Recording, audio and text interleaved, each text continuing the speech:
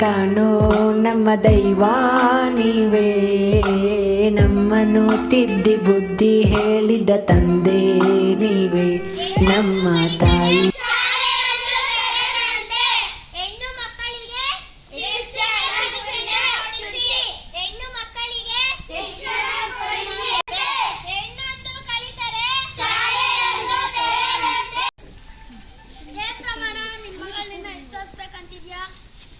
ಒಳ್ಳೆ ಸಂಬಂಧ ತರ್ತೀನಿ, ಮದುವೆ ಮಾಡಕಣ.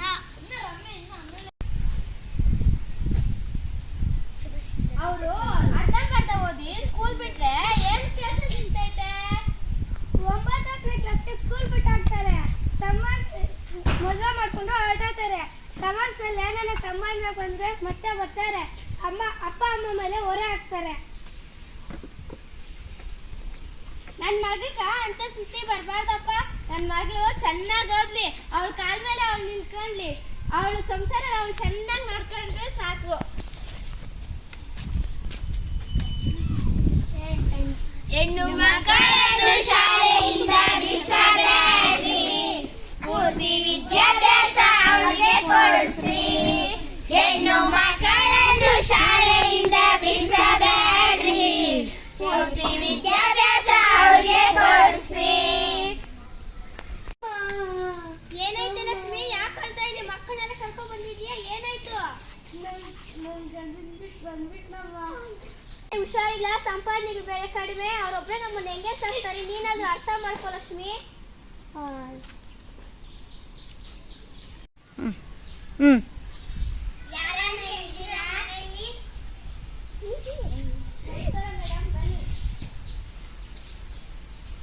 ಕೂತ್ಕೊಳ್ಳಿ ಮೇಡಮ್. ಬೇಡ ಬೇಡ, ನಾವು ಮನೇಲಿ ಕ್ಲಾಸ್ಗೆ ಸೇರೋ ಮಕ್ಕಳಿದೆ, ನಮ್ಮ ಸ್ಕೂಲ್ಗೆ ಸೇರಿಸಿದೆ, ದಯವಿಟ್ಟು ಅಂತ ಹೇಳೋಣ ಅಂತ ಬಂದ್ವಿ. ಸರಿ ಮೇಡಮ್, ಸರಿ. ಯಾಕೆ ಲಕ್ಷ್ಮಿ, ಯಾಕೆ ಅಂತ ನಾವು ಬೇಸರ? ಯಾವಾಗ ಬಂದಿಲ್ಲ ಲಕ್ಷ್ಮಿ? ಇವತ್ತು ಬಂದೆ. ನಮಸ್ಕಾರ ಮಿಸ್.